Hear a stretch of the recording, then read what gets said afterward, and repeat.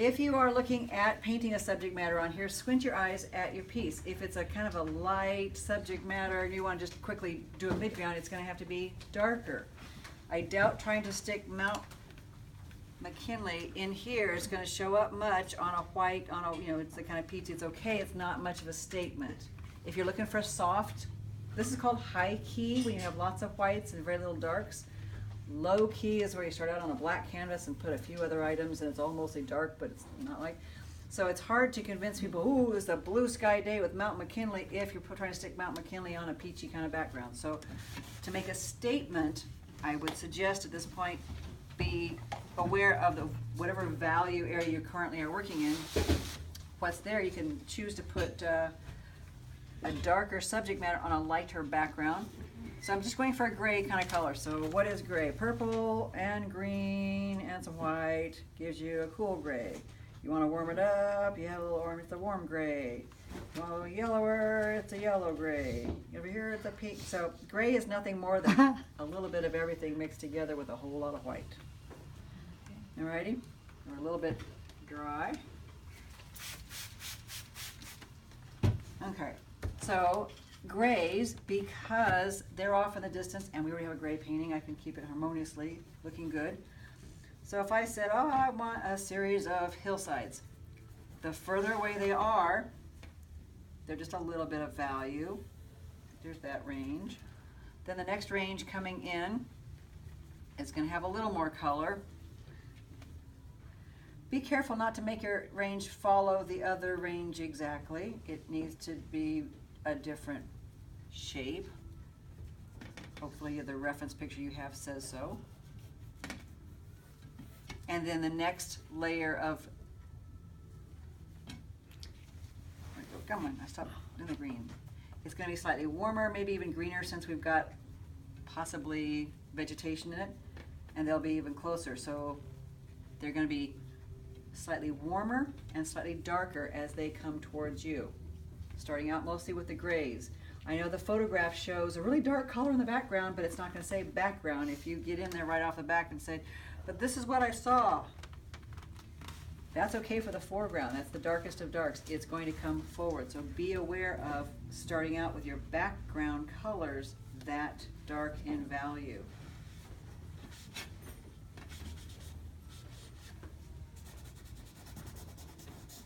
Alrighty. So when you do the subject matter that you have in hand, it's going to be darker in value. It's going to be slightly warmer, so you can sometimes stick some warm oranges into something. So even though it was a cool purpley gray, it might be a more of a reddish purpley gray. So you got your trees. Trying to think, what kind of trees do you want? Trees. Oh.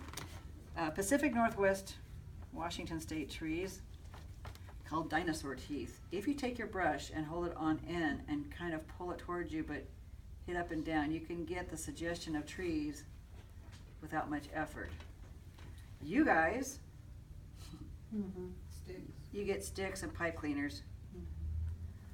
There are a few that you have, you can see a little bit of those guys. And if there's something broken off, little bitty bits of pieces not even connected to the trees are okay, as opposed to line, mustache, mustache, mustache on the hair. So know your trees a little bit better than whatnot. Palm trees would not work well in front of Mount McKinley. I don't think you'll make much in the way of sales if you insist on putting, if the sunlight is hitting some trees that could have some reds, oranges and yellows to it, more so than, here's oranges, more so than oftentimes bright green. So depending on if the sun is hitting it from a sunny situation.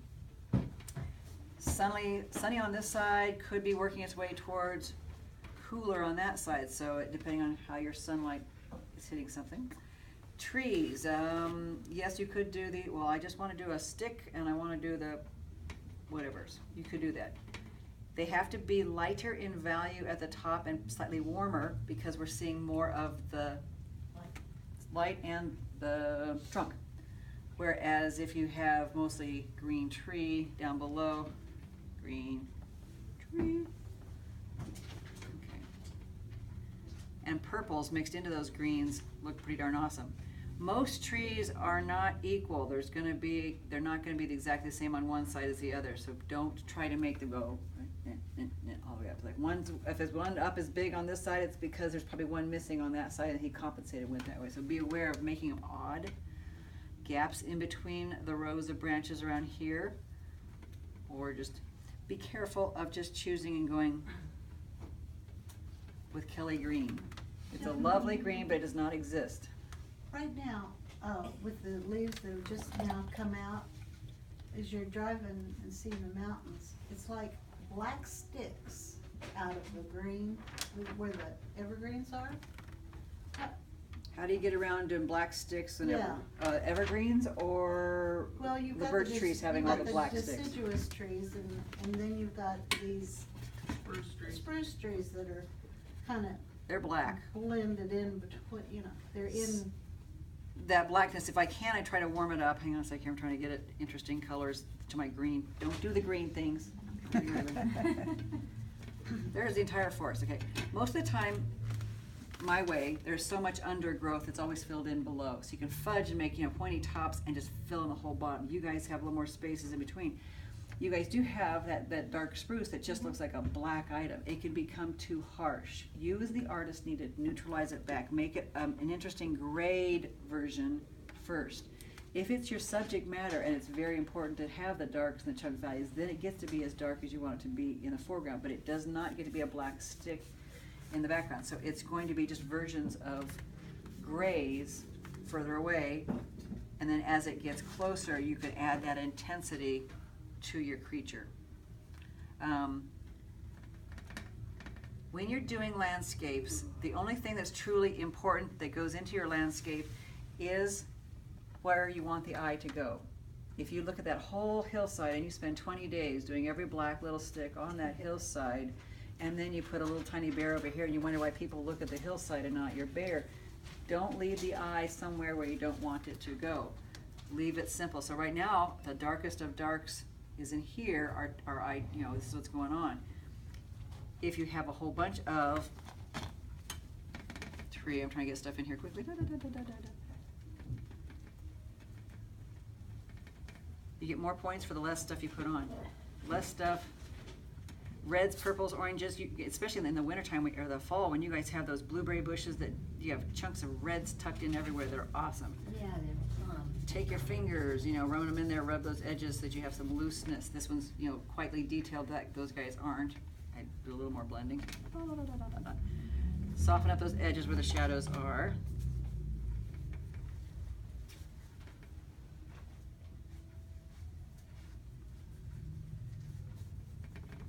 Okay, so we've got a suggestion of a hillside, and you said, well, I wanted to put the sunlight hitting right here in the foreground. So that means you're going to have interesting things that say, look at my foreground, because I've got the prettiest of colors, the most amount of colors, the smallest amount of detail, blah, blah, blah, blah. Your eye is going to look there because that's where you've done all your noodling and all your work.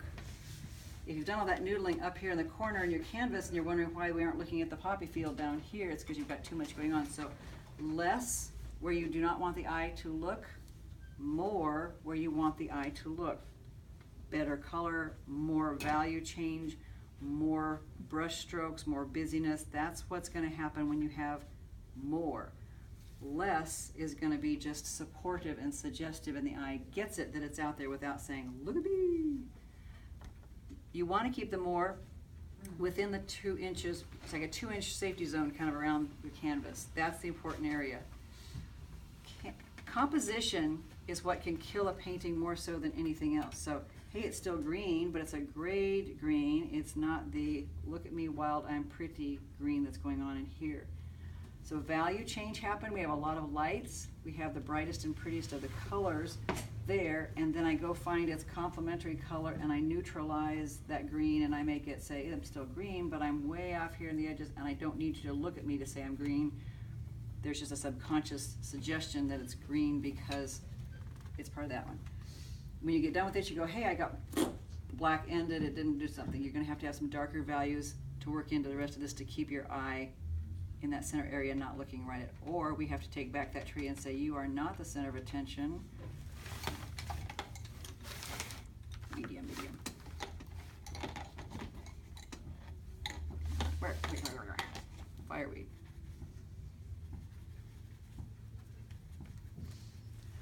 guys do fireweed. Ta-da, there's my fireweed. I had to work very hard to get it in there.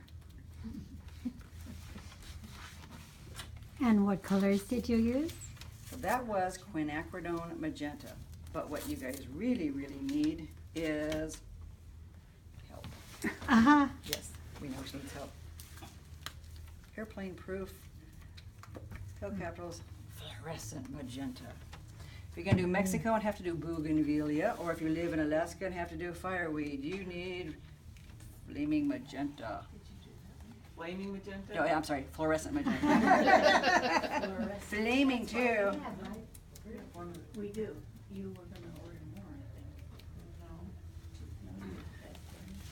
I think. No? Fireweed is pretty much the same thing as well. It's kind of literally just little bits of dinosaur teeth, just like the big guy was. There are going to be some darker values to say it's in shadow in some places, and we'll do a larger version of it, but pretty much they're kind of sort of the same thing as the trees. And lupin, and you would do Lupin, you can use blue. Now here's a thing. You might, when you squint your eyes and you cannot see the difference between your subject matter and what's there. So I was doing this dark magenta over in here, it wasn't showing up.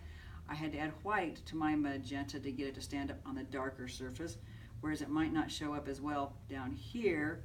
You might need to darken something so that it becomes a dark on a light or a light on a dark. Those are important aspects of a painting. If you have medium on medium, when you squint your eyes, you can't tell one color from the other or the value or where you want the eye to go. So value change is important to lead the eye around, and color change. So generally speaking, loose, wet, gray versions, anything from a warm, muddy gray to a cool gray to a green gray, are great suggestions of mid-range kind of a tree situation. Then as you work your way forward, you get to choose. If you were trying to desperately say, but the story is all about the sunrise and the sunset, then you're not gonna be noodling your buns over here in the fireweed department, because that's not where you want the eye to go. So you might have to back off on it. You have to decide what the story is. What is your what? Focus on that. That's what you're gonna make exciting and have multiple value changes on. So I'll pass that one around that way.